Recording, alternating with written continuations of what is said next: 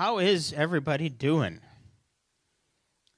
Kind of a weird world we're living in right now. Somebody said something the other night. I think it was Sean. Maybe. It might have been you. I don't know. But you used the word reality. All right? And one of the things that I realized is we, in a way, live in a different reality than the rest of the world, which in a way it's meant to be that way because we're in the world, but we're not of the world, which in a way means we live in a different reality. And I've noticed that this year a lot. Like, I don't know what you, I don't know how you get from here to here to here. But anyway, we're going to live in the reality of Torah right now. All right, let's pray together. Father, we ask that you guide us tonight in your word. We love you. We love your word. We love learning. And we love obeying in any way. And our ears are going to be wide open to hear from you. In Yeshua's name, amen. All right, now with what's going on with Zoom here, I may take a couple little breaks so I can add people in if anybody needs to be added. I think we're doing good for right now. All right, the name of our reading this week in Hebrew is Toledot. Toledot.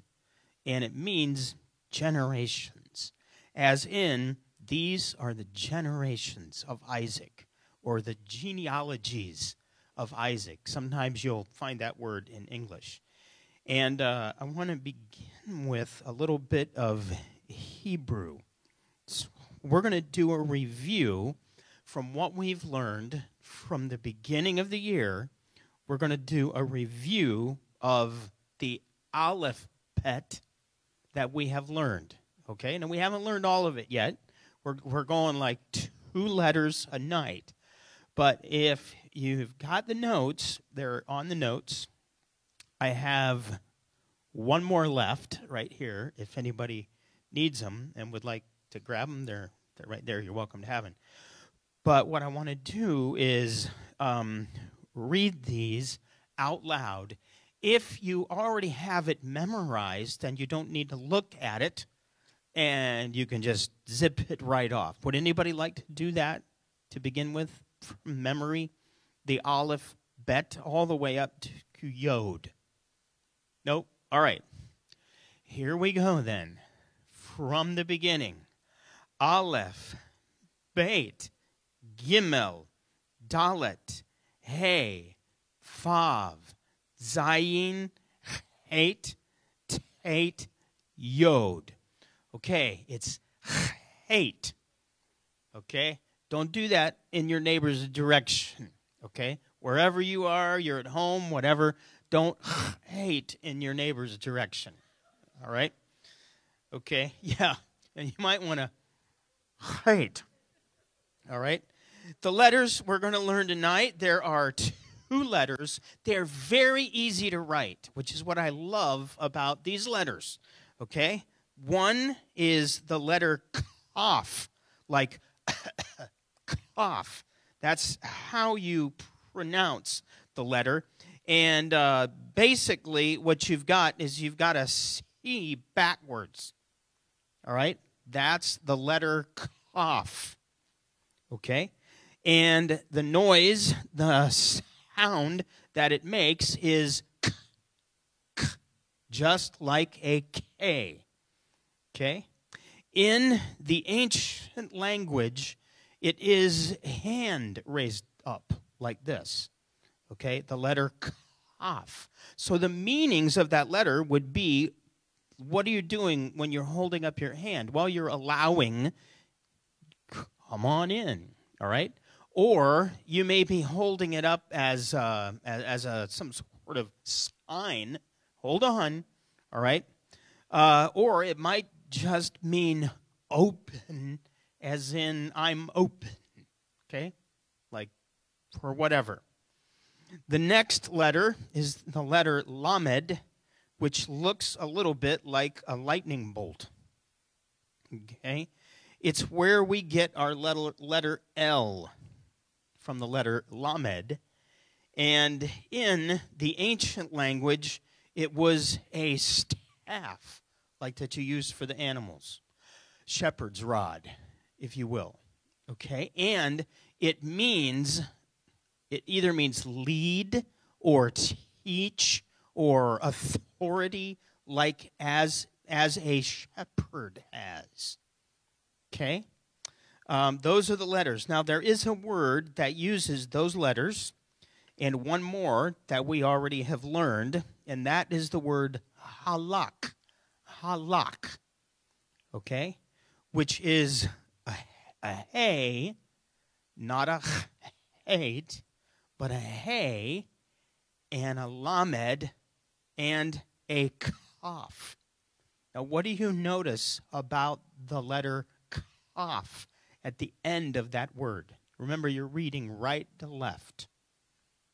Yeah, it doesn't look like the one that you learned. This is one of those letters that at the end of a word, it looks different than it does anywhere else in the word. Okay? So if that letter, kaf, is at the end of the word, is going to look like that. There are other letters that do that, but we haven't learned those yet. So we'll get to those maybe next week. You'll learn a couple more of those at the end of the word. Okay?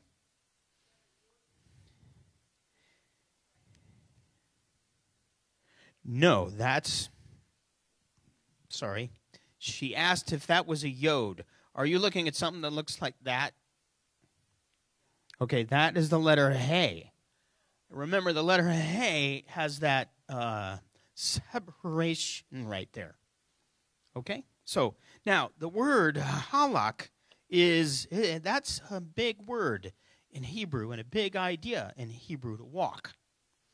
Okay, life is all about your walk, the way that you walk. Now, it doesn't literally mean, yes, it does. It literally means walk, as in I'm going to go on a walk, all right? But it means more than that. It means the way you live your life. This is your walk, all right? So there is a word that in Judaism is the word halakah, okay, that originates in the word halak. But what it means is the way that you live out the Torah in your life. Okay? Different Jewish rabbis may have their own halakha. And it's what they believe about that verse and this verse and how you want to do this and how you want to do that. That's where they get that word, because it's the idea of how you walk and how you live your life. Okay? Well, I hope you were able to read the reading for tonight. It's not very long, you noticed. And it might be one of those that you read over and you go, how in the world are we going to get an hour's worth of learning out of what we heard here? Okay? Well, you're going to be amazed, because there's more than an hour's worth in there. All right? So we're going to begin with verse 19 in Genesis 25. Okay? Now, these are the genealogies of Isaac, Abraham's son, and Abraham fathered Isaac. All right? The word genealogies or generations, depending on what Bible you have, is the word Toledot, which is from another Hebrew word, yalad, which means birth. So really, these are the births, is what it is. It's a record of names of births. That's what genealogies is. But in ancient days and in Hebrew, all right, genealogies are very meaningful. It's more than a list of names. It's a list of names and the stories that go along with those names. And sometimes even the meaning of the names is something that matters in a genealogy. How many of you have been here for Matthew, and you were here the night that we did the genealogy? Anybody? There's a lot of meat in that, right? Okay. Well, one of the things this does is it brings up the idea of, because I have some old Bibles at my house. I have new Bibles that I use, and usually in the new ones, I don't even write my name, because I'm not going to have it very long for some reason. But in some of the old ones, I have lists of names. Are you looking for Freedom Night or Torah? Well, you got him. You're in the right room then. Yep. Oh, he might be if you go down the end of the hall and then go up one level. Okay. That was a good answer. That's the best answer I ever heard. What are you looking for? For Jesus. Sorry, all sorts of things came into my mind. All right. So in my Bibles, in old Bibles, they would have, who's your family? Like you'd write down your grandma and your granddad and all that and go back. And so what this leads me to is wanting to know, who are you? Who is your family? What is your background? I mean, we're not going to go over that right now, but to raise it in our mind, what is behind us? Who are those that are behind us? What did they give in order that we might be here, right? What did they believe? Maybe they were not believers at all. Or maybe you're from a long line of believers like I am, you know. I have I think my great-granddad was a Baptist minister, and I have his Bible. That's kind of neat. And he's got names in there, but mine's not in there because he died before I was born. But anyway, sometimes we don't know whether are we Jewish? Are we Christian? Are we Messianic? What word do we use? What name do we use, all right? Really, all of you, all of us that belong to Messiah, and we trust in him, and we keep his word, says that in the book of Revelation, we're all one family, right? We're all one big family. And in the family of Israel, what we're going to learn as we read more and more is that there were people that were not Israelites. They weren't blood of Abraham, Isaac, or Jacob, and yet they were Israelites. How did they get to be Israelites? They said, you know what? I want to go with you guys. I want to worship your God like Ruth did. Your God will be my God. Okay, I'm going to follow you, and I'm going to learn how to live my life or walk. My halakha is going to be what yours is. Okay? So we are one big family. So now, you'll remember from the reading that we're going to have another birth that's going to be extraordinary. So an angel visits... God visits Rachel, who's about to have a baby. And, Rebecca. Sorry, names getting mixed up in the family. Visits Rebecca, who's going to have a baby, and gives Rebecca a word. Okay? Why? Because the children are struggling with one another in her belly. Has anybody, that's a woman, has anybody had twins? Just wondering. You had twins. Well, did you know they were in there? Yes, you knew they were in there. Okay. Something like that, and even more was going on in Rebecca's womb. And her words were, if it's like this, why is this happening to me? Okay, in other Bible translations, you may have something like, I might as well be dead if this is the way it's going to be, all right? And she goes to ask Yehovah, Adonai, what is going on? And Adonai gives her an answer. And here's the answer. 2 nations are in your womb, and 2 peoples from your body will be separated. Wow, what an answer. Okay? 1 people will be stronger than the other, but the older will serve the younger. Okay? There it is. Now, remember that Rebecca has those words in her heart and in her mind before the babies are even born. She already knows this is a word of Yehovah. This is the word of God. And this is the way that it's meant to be. Because God is somebody who likes keeping his word, right? Okay? Now, when you read, maybe you noticed that God spoke to Rebekah, but there's no record that he spoke to Isaac about this at all. It almost looks, as we're reading, that Isaac doesn't know that Rebekah had these words that were given to her. And some of you think, how in the world could that happen? How in the world would a woman never share with her husband a word? I don't know. I don't know. But it looks like maybe that's what happened. Okay? Then, here, what we have next is verse 24. When her time came to give birth, indeed, there were twins in her womb. Now the first came out reddish. All of him was like a fur coat. So they named him Esau. So he was reddish and hairy. Maybe they should have named him Harry.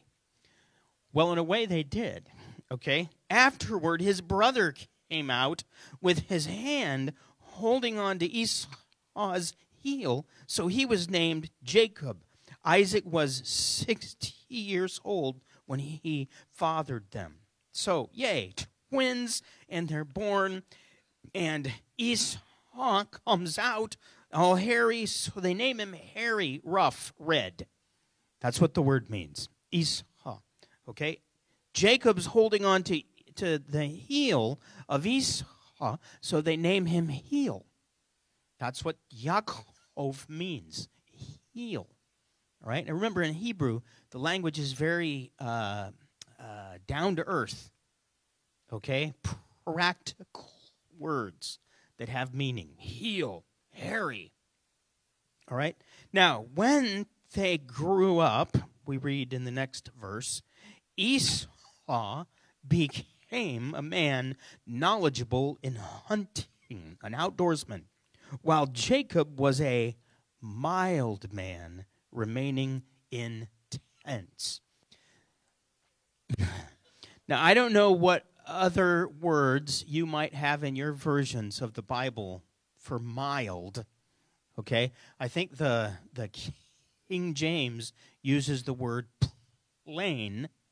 I think the NAS uses something like that, like, gosh, I can't remember. NIV is quiet, okay? It's very interesting. First of all, Esau's name, the word that is used there means more than an outdoors guy, okay? It means somebody who hunts everything. Somebody who's out there and is really good with their bows and their arrows and their spears, and they're violent is the idea. Jewish tradition says that Esau was a violent man, and that's what the word means. And by the idea that he was a hunter, it was like Nimrod. You remember with Nimrod, the word and the idea that he was a hunter was he was not only an animal hunter, he was a man hunter. Okay? He was a violent man. So that idea there is with Esau. Okay? However, here is something out of one of the Talmuds. Jacob spent his days in the yeshiva, which is a school of Shem and Eber, okay, studying the Torah. Now you may wonder, well, they didn't have it yet, right? Well, they didn't have it written down. That doesn't mean they didn't have it. Remember, Noah knew the difference in clean and unclean animals, which is in Leviticus 11. Noah didn't have Leviticus 11, but he knew it, okay? And a lot of what they learned was like this. It wasn't written down, but that doesn't mean that it wasn't there and that it wasn't communicated, all right? Now, this is what we need to realize. The word that in the Bible version I just read, mild, some of your versions quiet, it almost makes it like Esau was a brawny man. Jacob was a little bitty mama's boy. Doesn't it sound like that, right? Okay. That is not even remotely related to what the word means in Hebrew. Okay, so how in the world and why they translate that word the way they do into English Bibles, I have no idea. All you have to do is look at the word in Hebrew and go to your exhaustive Bible dictionary and look at the meanings, and none of those meanings are there with that word. The word is tam. It would be T-A-M in English. In Hebrew, it's tav mem. Okay? That word really means blameless or whole or complete. So what you're really given in this verse is that Esau was a violent man, Jacob was a blameless man. In other words, Jacob had a walk with God, when Esau, not as much. Okay? That word is used in describing Noah, where you read in Genesis that Noah was a righteous man. Anybody remember what the Hebrew word for righteous is? Zedek. Okay? He was a Zadik, which means he was a righteous man, and he was blameless. Tam is that word. Blameless and upright. Okay? The word is used in Job when you read that there was a man in the land of Uz whose name was Job. Now that man was blameless. He was tam. Okay? And that's the word used for Jacob. One of the reasons why, I don't know if it's the only reason, it's hard to know reasons why people do things, right? But one of the reasons why your English Bibles translate that word the way they do is that a lot of English Bibles lean heavily on the LXX. Does everybody know? Does anybody that does not know what the LXX is? Okay, more than one of you. Around 200 years before Yeshua was on the earth, okay, a lot of the Hebrews, Jews in that day, had learned Greek, okay, and Alexander the Great had made a great empire where he wanted everybody to learn Greek. So what happened is the Tanakh, the Hebrew Bible, was translated by Jews into the Greek language. That is known as the Septuagint. And LXX is the abbreviation, okay, because it's Roman numerals that means 70, and Septuagint means the 70, because there were 70 rabbis that translated it, okay? So, what happens is when English translators go back, they look at the Hebrew, but they lean on that Greek translation. And that Greek translation took liberties. Okay? One of the liberties is with this word right here in Genesis. Because in Greek, all right, what happened is for Noah and Job, they translate Tom with a word that means blameless, but with Jacob, they translate a word that means plain. Okay? So what I'm getting at is in the original Hebrew, that's not the meaning of the word. And where did it get messed up? Well, I believe it got messed up with the LXX. So now you know. Now you know all those deep scholarly things about why certain things. So what does this mean for us? What does all that mean for us? Well, it means a couple things. One is, if you really want to know, if you're hungry and you really want to know the Word of God, you're going to need to work. Okay? You're going to need to dig down in. And you're going to need to not be afraid to ask questions about what you've always believed and what you've always learned. Okay? You're going to have to be willing to go, wait a minute, what is this book? And when I got to the answer of that, it didn't make the book less, it made it greater in my eyes. And it didn't make God less, it made God huge. To realize that he's involved in the very letters of the Hebrew Bible. It was like, wow, that's amazing. Okay? And the other thing it means for me is that Jacob was not a little mild mama's boy. I mean, think about it. What does Jacob do when he leaves? After all that we're going to read about, and then next reading you're going to read about this, Jacob goes and he hangs out with Laban. What does he do? Oh, yeah, he moves a big rock. But what is his job going to be? He's going to be a shepherd. Those guys were not little weenie guys.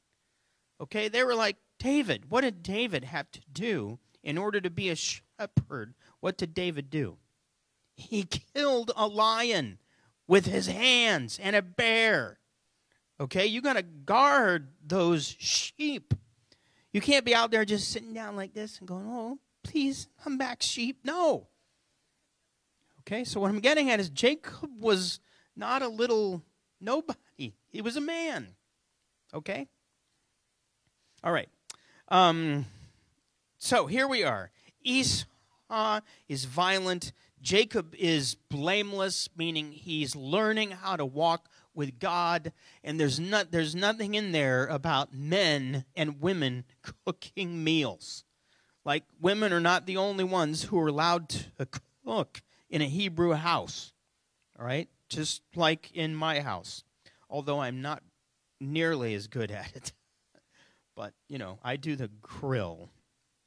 She does the other things. I follow directions. Like, here, cut that up. I can do that. Now, in Jewish tradition, which we learn a little bit of in here, Abraham was alive when what's about to happen happened. Abraham was alive. Now, you can do the math, and you can look it up. But what you got to realize is when you're reading those numbers of how long they lived, and some of them lived like 800 years and things like that, as we're reading, we're not remembering or even thinking about the idea that the next one that comes along in the generation, the dad has another 700 and something years left that he's going to live. So then the next boy, he has a boy. And so what you have is you have all of these people are alive together at one time in history. Okay? So you have Jacob and Esau, And you have Isaac, and you have Abraham. Abraham's granddad, right? So granddad is alive.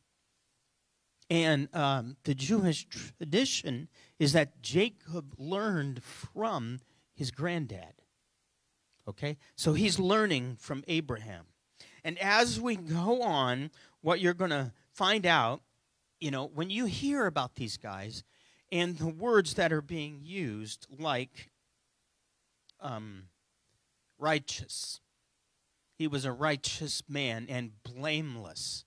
What does that even mean, blameless? Does that mean that you never did anything wrong? No. Did Abraham do anything wrong?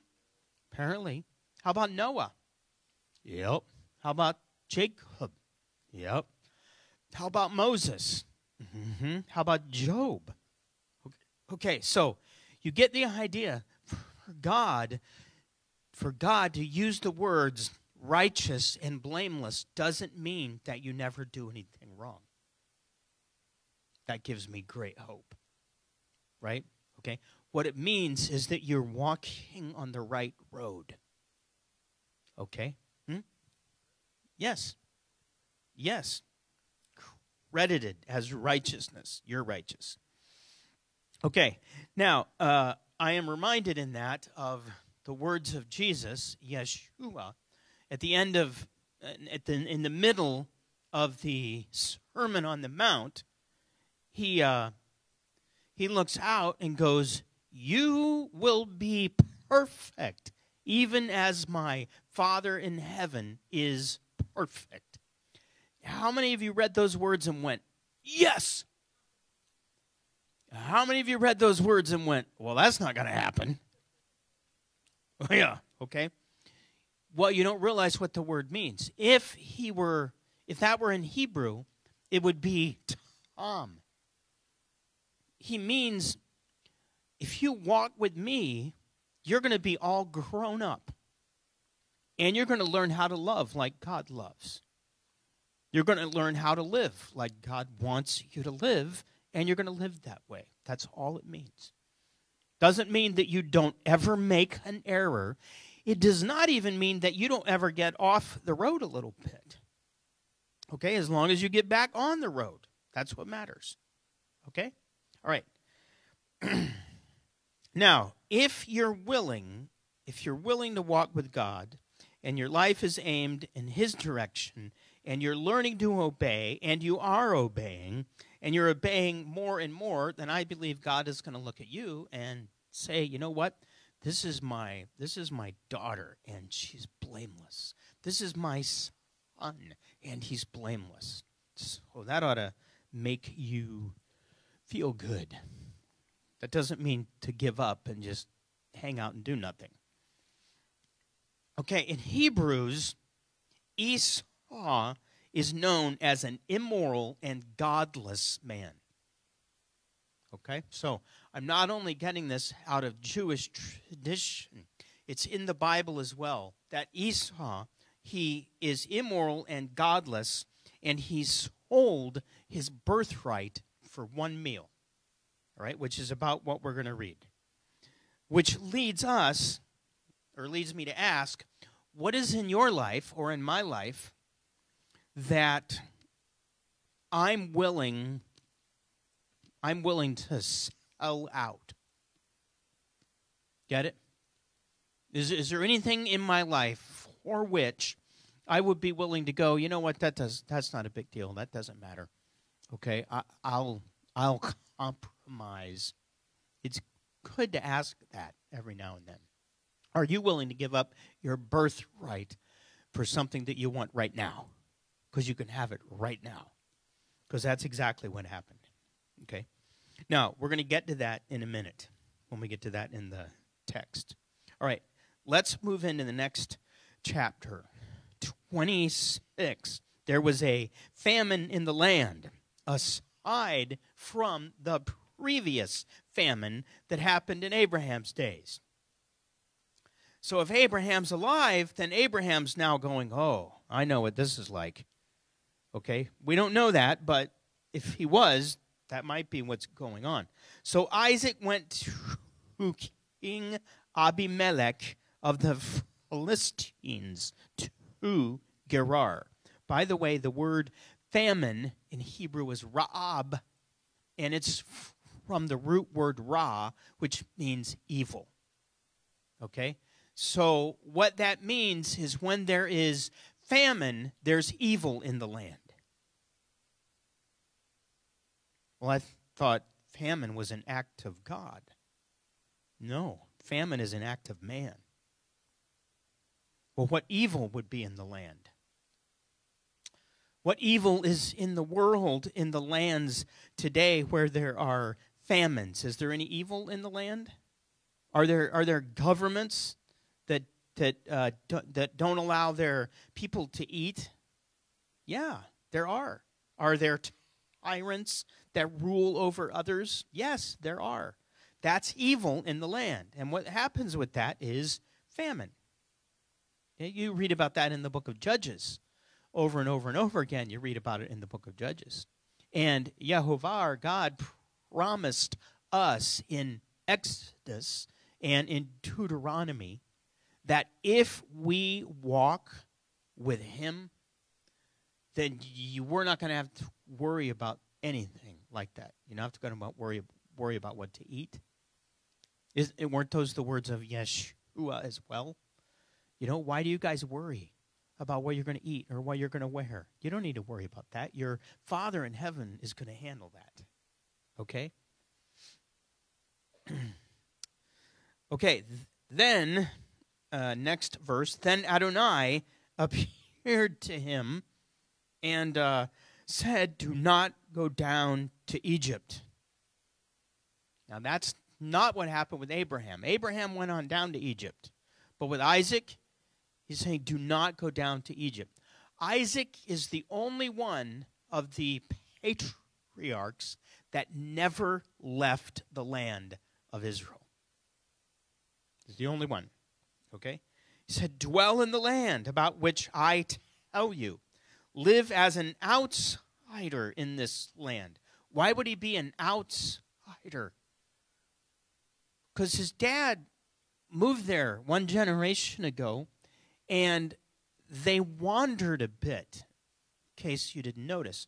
And the land that God promised to give them was a lot bigger than the area of land that they were living in and hanging out in. So now Yehovah is going to tell Isaac to go down to another area, but it's in the land. He never leaves the land, okay?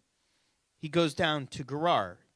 Now live as an outsider in this land, and I will be with you and bless you. For to you and your seed I give all these lands, and I will confirm my pledge that I swore to Abraham your father. So Isaac, don't go down to Egypt. I know that it looks like you're not going to have anything to eat. But you don't need to go down there. All you need to do is trust me. Okay? And I will handle that. This is a good moment to bring up the idea that in the Hebrew mind and way of life, belief in God is not belief that God exists. Okay? Belief in God is trusting him that his word is going to happen. And you're going to do whatever you need to do in order to bring that about in your life. Okay? So I'll say that again.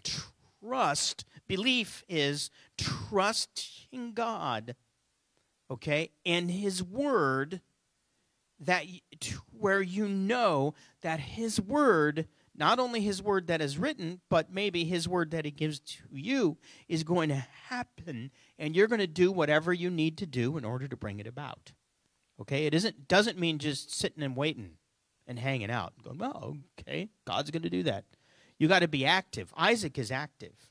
You're going to find that out in a minute. So God goes on speaking to Isaac, and he says the reason this is going to happen, okay, is because Abraham listened to my voice. Okay, the word listen is shema. Abraham listened to my voice and kept my charge, my mitzvot, which is like commandments, my decrees, and my instructions. Okay? So all of this, like, wall or wave of good in the life of Isaac, and it's going to be in the life of Jacob, as it was in the life of Abraham, is not only a result of God looking down and going, Abraham, I'm going to do this for you, buddy. It's a result of God going, Abraham, I want to do this for you, and Abraham going, what do you want me to do? Okay, it's both. It's a relationship that's going on here, and a realization by Abraham, as by Isaac and Jacob, that you are God, I am not. I work for you. Okay? And he's like, and if you're going to work for me, I love to take care of those who work for me.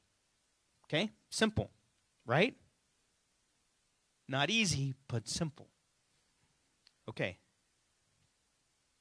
By the way, the idea that God is going to bless you and me and us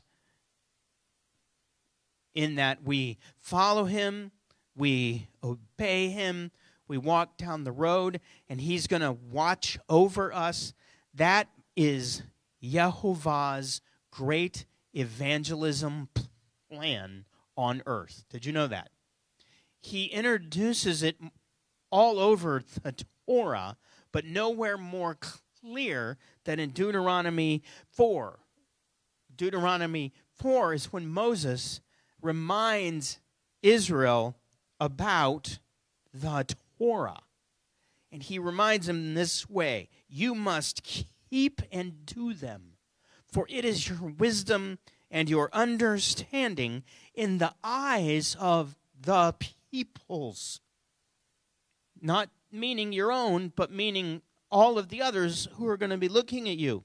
They will hear all these statutes and say, surely this great nation is a wise and understanding people. For what great nation is there that has gods so near to them as Adonai our God is whenever we call on him? What great nation is there that has statutes and ordinances that are righteous, like all of this Torah that I am setting before you today? So in other words, when we desire to obey and we walk in it, the world notices. Now, they're not all going to notice and go, wow, I want to be like you. Some of them are going to get really angry because the way that you live brings the idea of judgment on them. And without you even speaking a word. You don't have to, like, judge people. You just live the way that you live, and people watch it, and they're like, wow, okay? But there will be those that you will attract like a magnet, okay? And you want to be magnetic so that others will be able to join us, right, in our walk. And the most important way to do that is live it. It's the most important. If you use words but you're not living it, your words they're meaningless. Okay? All right. Now, so where are they? They're in Gerar. He's with a guy named Abimelech. Have you ever heard Abimelech? With who? With Abraham. Now, chances are this is not that Abimelech, okay? Because Abimelech is not really a name. Abimelech means Avi is father, Melech is king. Father, okay? So it may be another Abimelech. Just like in Egypt, you have the word Pharaoh.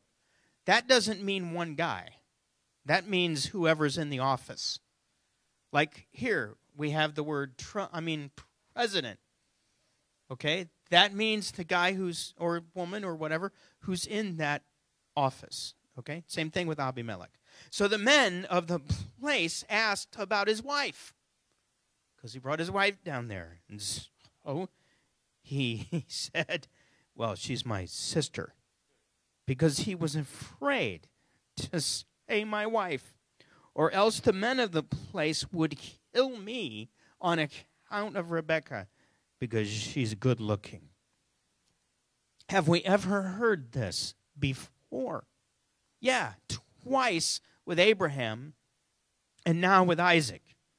So this is one of those themes that we're going, wait a minute, this happened here, and this happened here, and this happened here. What does that mean? We already looked at the idea of, lying, and how being a liar is not lying once in order to save life. Okay, that's not being a liar. All right, that's doing what you believe is right in that moment so that you bring greater good and save life. That doesn't mean you're a liar. Liars, we read about in the book of Revelation, are going in the lake, the fire lake. So you don't want to be a liar. That's not what it means. Sometimes people are like, well, Pastor Pat said it's all right to lie. I'm like, I don't want you to get that out of this, okay?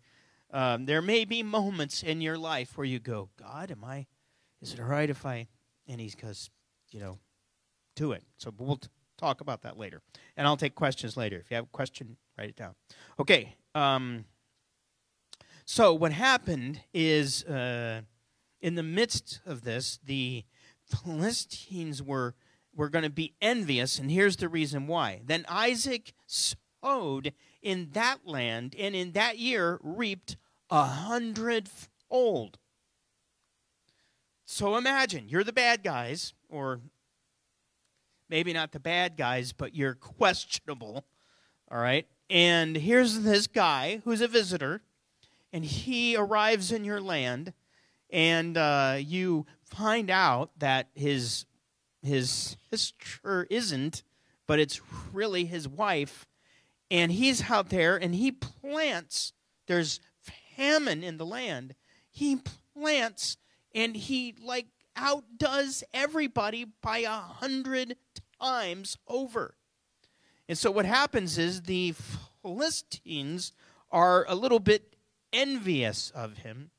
And we read in verse 14 that all the wells that his father's servants had dug in the days of his father Abraham, the Philistines stopped them up and filled them with dirt.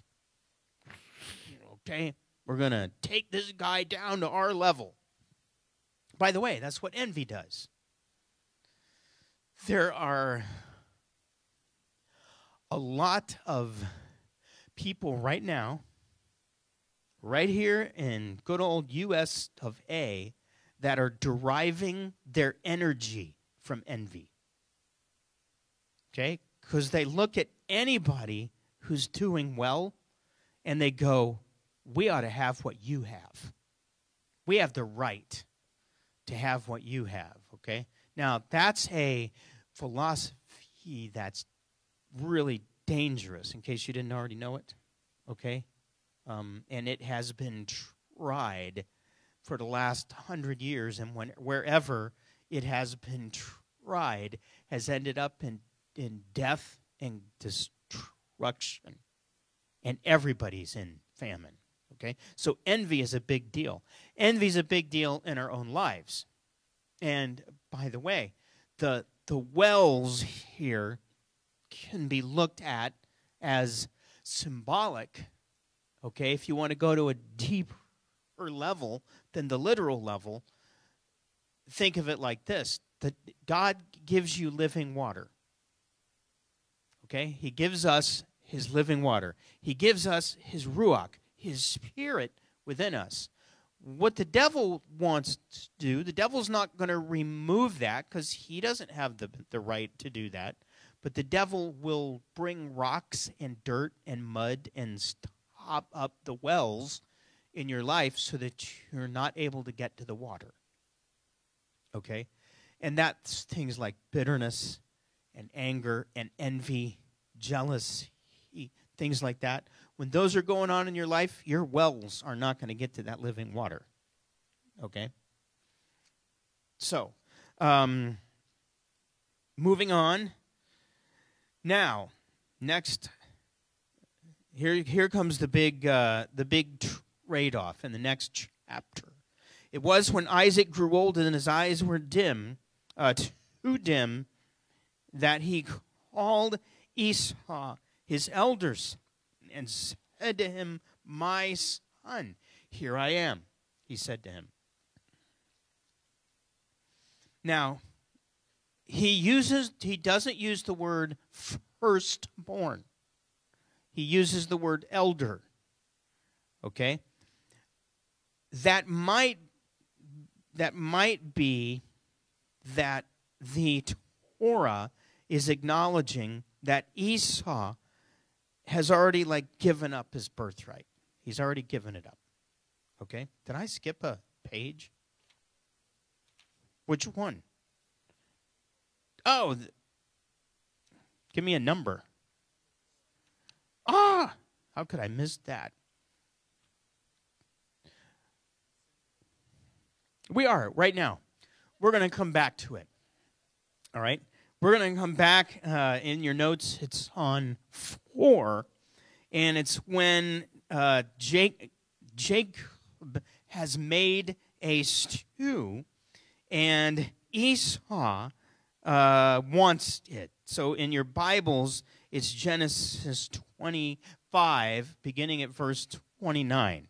Sorry, I got that out of order. Okay, now Jacob cooked a stew. And when Esau came in from the field, he was exhausted. So Esau said to Jacob, "Please feed me some of this really red stuff, because I'm exhausted." And that is why he is called Edom. Edom sounds like the Hebrew word red. Okay? Literally, he said, "Give me some of that red stuff." Okay? Now, in the Talmud, we learn that on that day, Abraham died. And what Jacob was doing is he was getting a meal ready for his dad, for his family, because granddad had just died. And Esau was out doing his own thing, came in and was like, "Give me a bowl of that." Not like, "Hey, what is going on?" Not like, "How's dad?" Not like, "Are we grieving?" Just, "I'm hungry. Give me some of that." Okay? Now, whether or not this is literal history, I don't know. But, one of the reasons that we're learning this is we're learning some of the Jewish background of it. Okay? So Jacob has an idea, and Jacob says to him, "Sell me your birthright right here and now." It's like an opening. Ooh, sell me your birthright. And Esau goes, "Look, I'm about to die. Whatever use this is to me, a birthright." Okay, in other words, fine, whatever you want. Yeah, you got the birthright. It's all yours now. By the way, the book of Jasher, which is Hebrew tradition, says that Jacob, while he was outdoors, he had just murdered Nimrod. Yeah, Esau had just murdered Nimrod. Okay? But anyway, whatever. Jacob gives Esau the bread and the stew, and he ate and he drank and he got up and left, and that means he despised his birthright. Okay? Now, this is I'm glad we went back to this because we need to know this. Jacob is usually seen as being wily and deceptive. And like what he did right there was wrong. Why? I don't know that he did anything wrong at all. Okay? Talk about that at the end. He made a deal. Now, do you think that maybe Dad, Isaac, maybe Isaac did not know all that was going on, but I can almost guarantee you that Mom had let Jacob know what was going on, like, Jacob, God ordained you to be the one with the birthright. Okay? And remember, loving God means you're looking for ways for his word to happen in your life. And you're willing to do something about it. So Jacob is willing to do something about it. So he's like, oh, this is the opening right here. Will you sell me your birthright? Yeah. Okay, thanks. So he's not lying. He's not being deceptive. Maybe he wrote a book, The Art of the Deal. I don't know.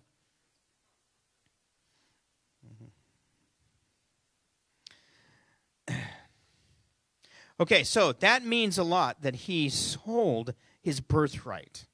Because his birthright, really, within that birthright is the blessing that happens later on that we're going to read about right now. So now we're going to go back where we were, which is page 7 and 27, verse 1. When Isaac grew old. Okay. So Isaac refers to Esau as the elder, not as the firstborn. Okay? It's very interesting that Mark, the Aleph Tav, has been in front of Jacob's name and Esau's name since the beginning of their story. But right here is when it is removed and it's never in front of Esau's name again. That mark. Very, very interesting. Okay? All right. So now you know that Mom, Rebecca, overhears what is going on, and now Rebecca hatches a plan on getting that blessing to be where is to the right one. Because Rebecca knows, look, if Isaac blesses Esau, he is not doing God's will. Okay? So I got to help him into being able to do God's will. So here's what we're going to do. Okay? And she says this, now my son, listen to my voice and do what I am commanding you. Okay? Rebecca knew that the older will serve the younger. Now, when I was reading Dennis Prager on this, he wrote these words, said these words, that Rebecca acted because human intervention is often warranted to bring about God's plans. That is likely why God told Rebecca what to expect for her sons. The idea that God alone will bring about all his aims is foreign to the Torah. On the contrary, humans are not allowed to do nothing and wait for God to act. Now stop right there. What I would do is say that in Jewish Hebrew thinking, that is correct. It is not in Christian thinking, is it? How often have you heard, just wait on the Lord? Or just, what are you doing? I'm waiting on the Lord. Right? Okay? I mean, I grew up thinking that and hearing that. Now, that doesn't mean that you never wait on the Lord. Okay? But in general, what are you waiting on? What does that even mean? You're waiting. You read the verse in Isaiah, those who wait for the Lord will renew their strength. It's not the word wait. It's the word hope. Those whose hope is in the Lord renew their strength. Wait is a bad translation of that word. Those whose hope is in the Lord renew their strength. Well, what about when Moses and the Israelites are there at the Red Sea, and they're all, they're worried because they're going to die because the Egyptians are behind them and the water is in front of them, and Moses gets a word, or the word of God comes down to them, and the word is, be still and watch the salvation of the Lord, right? That's kind of an argument against what I've brought up. Well, his words were not be still as in don't move. His words were be still as in shut up. Quit whining, raise your rod, split the water, and walk through it. That isn't waiting on the Lord. Right? Lift that rod up, Moses. Those are his literal words in Exodus. Moses, you lift up your rod and you part the water. Now, I know a wind blows all night, but I believe that if Moses had not have lifted up his rod, nothing would have happened. Okay?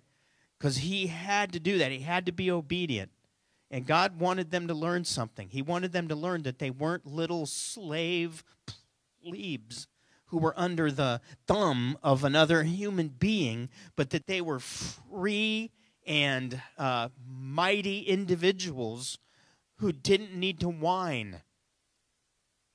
Sorry. Okay? So anyway, back to Jacob and Rebekah. So Rebekah would make the meal, and Jacob would disguise in Esau's clothes and the hairy goat arms, just in case Isaac wanted to reach out and touch him. Now, as you read this, okay, and Jacob comes into the room, you don't know. It's almost like, does Isaac know or does he not know? He's a little bit suspicious about it. He's like, I don't know. The voice is not like Esau's. It's like Jacob's, but you smell like Esau, let me touch you. Yeah, you're hairy. Well, I guess I'll go ahead and do the blessing. Now, either, number one, he knew, and this was his out. You know what I mean? It was kind of like, all right, well, they tricked me. Ha ha. I'll go along with it. I'm going to bless you. So either he knew and he went ahead and did that. So then when Esau comes in, he's like, I'm sorry, dude. Okay. Or he didn't know. One or the other. Now, this was, I'm sorry? Of course. Yeah. Yeah, but you have to, he trembled, but then you have to ask, did he mean it? Did that mean, oh, he was hurt? Or does that mean he was like, oh my gosh, I'm so sorry? I don't know. I don't have, either way, it's one or the other, and I have no idea which. I think he didn't know. I think his wife never told him that. Okay? But anyway, so he gives him the blessing. And that's the last thing just about that we'll look at tonight, are the words of this blessing, all right? Which is, may God give you from the dew of the sky and from the fatness of the land an abundance of grain and new wine. Oh, don't those words just make you feel good? May peoples serve you, and may nations bow down to you. Be master over your brothers. May your mother's sons bow down to you. May those who curse you be cursed, and may those who bless you be blessed. Have you heard those words? Yeah, who else heard those words? Abraham. right? Those who bless you, I will bless. Those who curse you, I will curse. So what's going on here is that blessing that was Abraham's. And it wasn't only the blessing of words, it was the blessing of words and the reality of a seed that would be handed down through Abraham and through Isaac. Now, Isaac is giving that to Jacob. And ultimately, it's the seed of Israel, which is ultimately the seed of who? The Messiah, right? So he's giving it to them. He's handing off the baton right there to Jacob at that moment. Okay, now, did everything look all pretty and nice to get from Isaac to Jacob? No. Was there deception going on right there? Yes. Was it right or wrong? I don't know. Okay, I'm just reading the narrative. All right? What you get at, though, is everything is not always clean and neat and perfect and easy, even when you're doing God's will. Okay, even when you're walking with God. Not every relationship is all, we're just having a great day and a great relationship. We're married. We've been married 40 years and we never had an argument. Liars. Remember, liars end up in the lake. Okay? Right. I don't believe you. All right? Last thing that I'll bring up is this idea of the dew of the sky is mentioned in Isaiah as a resurrection, as a meaning a resurrection. So in a way, Isaac is looking at Jacob and go, may you be resurrected. All right, may you live on. Okay?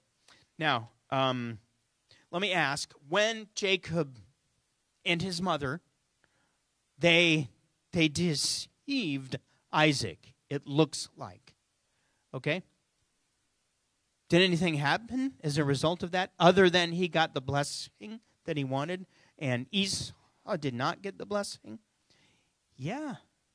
Jacob's life from that day, the next at least 20 years, was really rough.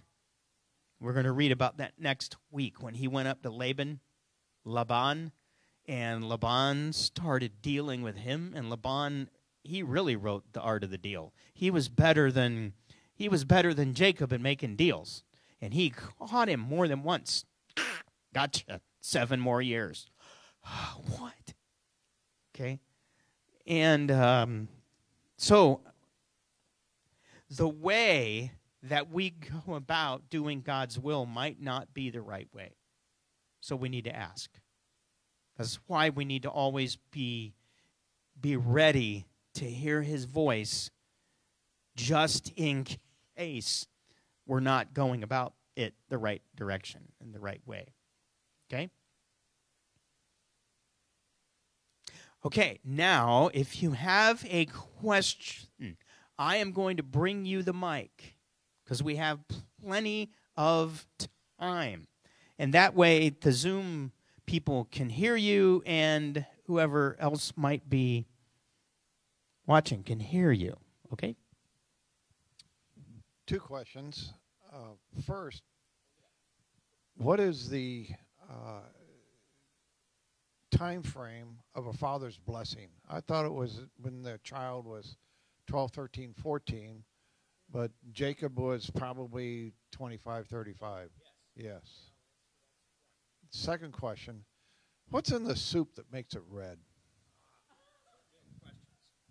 Okay, one good question. Okay, number 1 is it developed in Hebrew/Judaism. It developed that they would get the blessing at that earlier age, but we're way earlier than the development of that. We're way earlier than those ideas.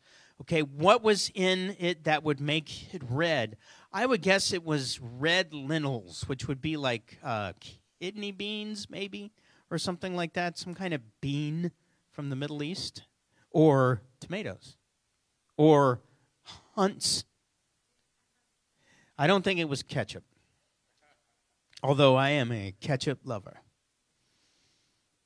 I've even been known to eat ketchup on eggs. What? Are you from Bradenton? Yes. Okay, I'm going to bring you the mic. This isn't a question, but it's a message of encouragement from Matthew, where we read, therefore you are to be perfect. Whoops, here we go. I just want to read it out of the message because I think it's so cool. In a word, what I'm saying is grow up, your kingdom subjects. Now live like it. Live out your God-created identity. Live generously and graciously toward others the way God lives towards you. I like that. Yeah. Oh, let me do one more. The one from Hebrews, where it says, "He who comes to God must not only believe that he exists, but that he cares enough to respond." That's how the message says it. Thank you very much. Did you have a question? You kind of answered it, but to give some background, that was in Jasher 7:25. Esau was out hunting. He saw Nimrod and two other people. So then he killed Nimrod first, and then he killed the other two people. Then he actually took the furs that God, according to Jasher, that God had given to Adam and Eve. And then, so Esau had that, and that might have been part of what Jacob got for the soup, because when he came from that, he was famished. Guess he thought he was going to die. And so he's like, hey, I'm going to die. What is a birthright? But I don't believe that Isaac knew it was Jacob because he loved Esau. The mom didn't love him so much, but. Good. Okay. Your hand was up in the back. Yes? Patricia, I'll hand you the mic. A trick question I have. Trick question. Why was the Red Sea called red? The Red Sea? No, I mean, we on red, right? I love you guys.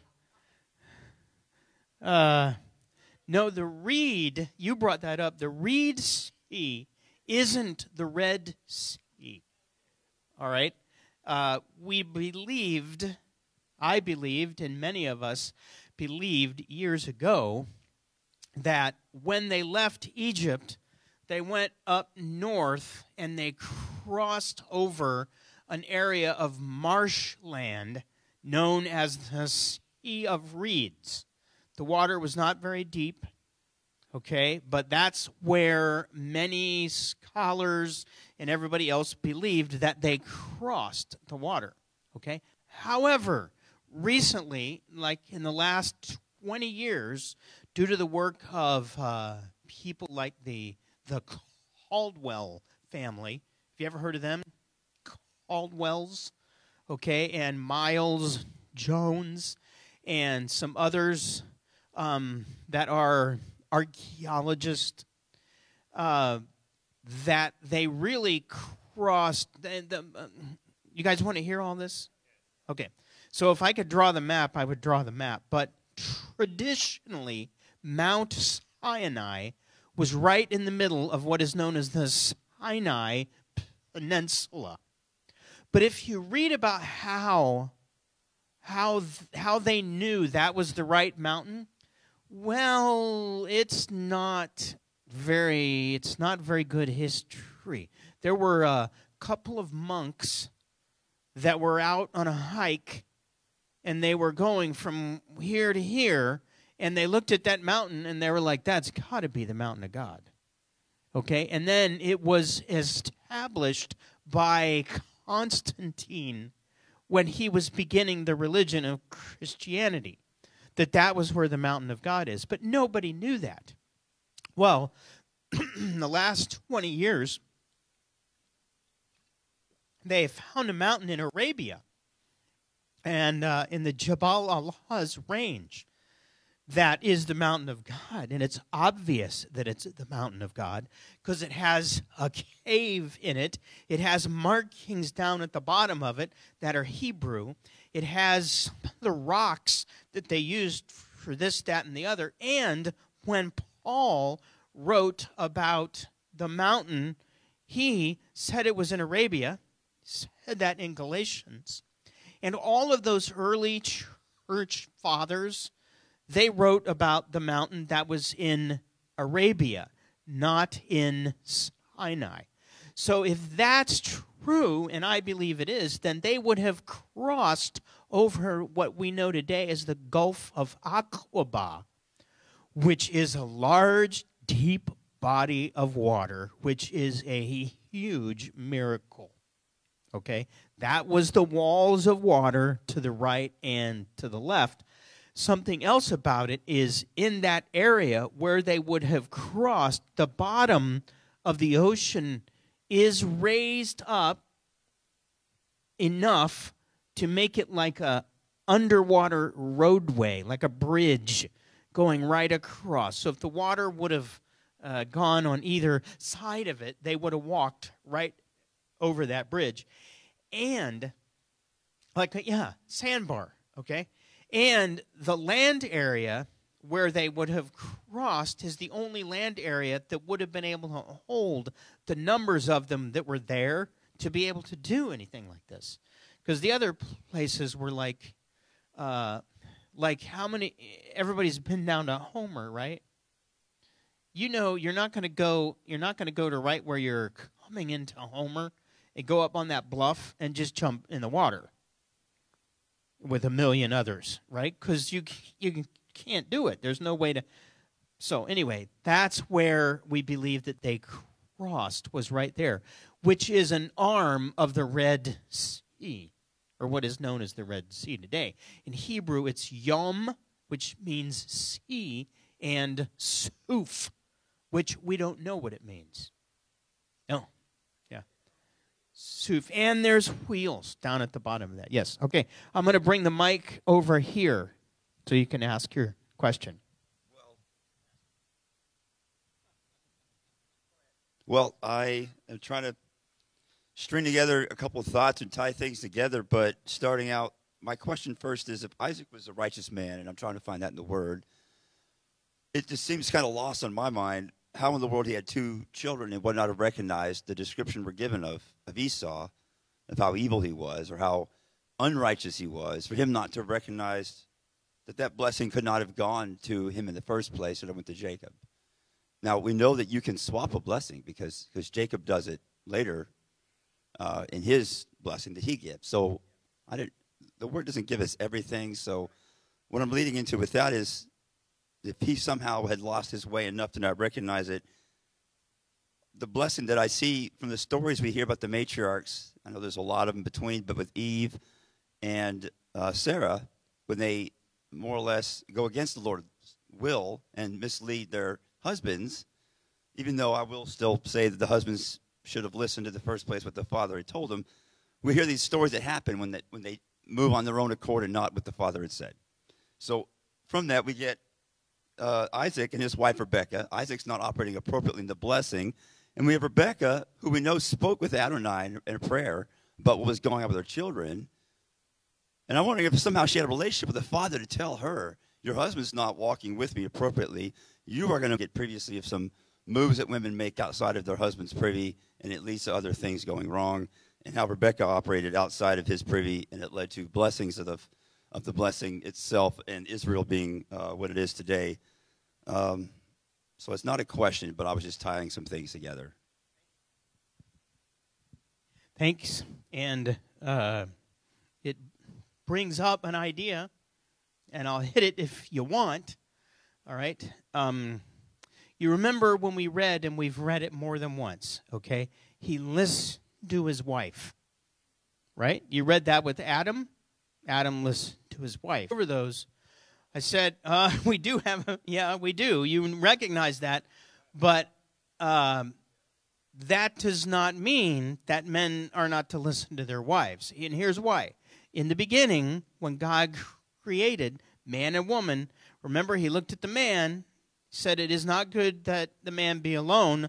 I'm going to make him an edge. Really means a strong warrior helper who will help the man. Will help the man do what? Well, the man had just been given commands from God. One of them was what to eat and what not. When the woman does her job, all right, then it's going to be good, because that doesn't mean there's not going to be a battle.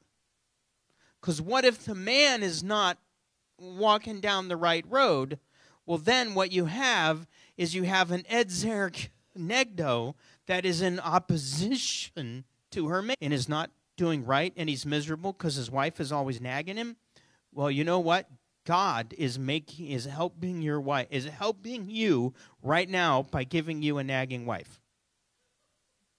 Okay? Some of you are laughing because you know what's going to be great. The woman's going to be able to do her job. You're doing your job.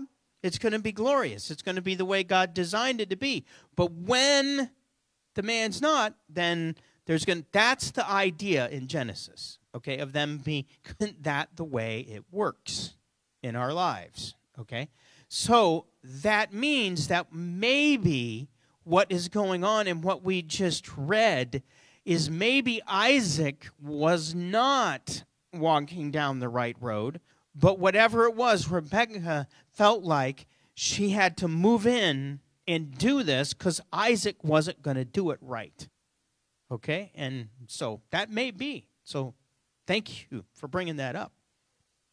So who is it that would like to? I'm Julie. Hi, Julie. Hi. I just was thinking a lot about the name Jacob because I have a son named Jacob. Uh-huh.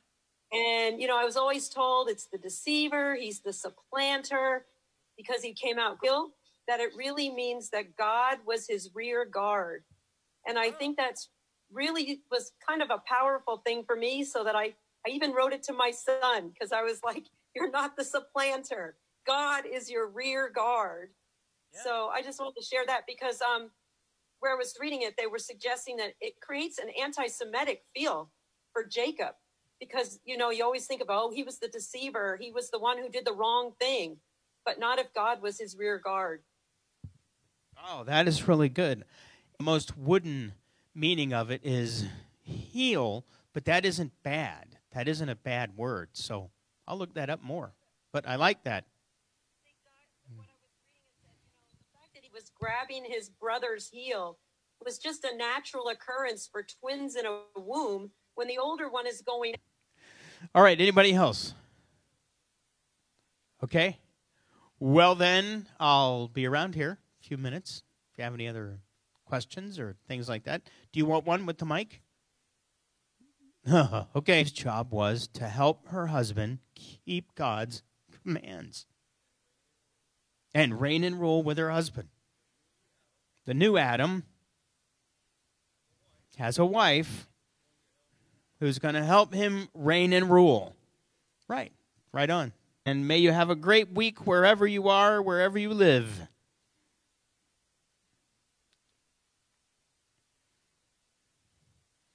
Okay, and realize that we live in a different reality. We live in a better reality, right? Amen. All right, bless all you guys.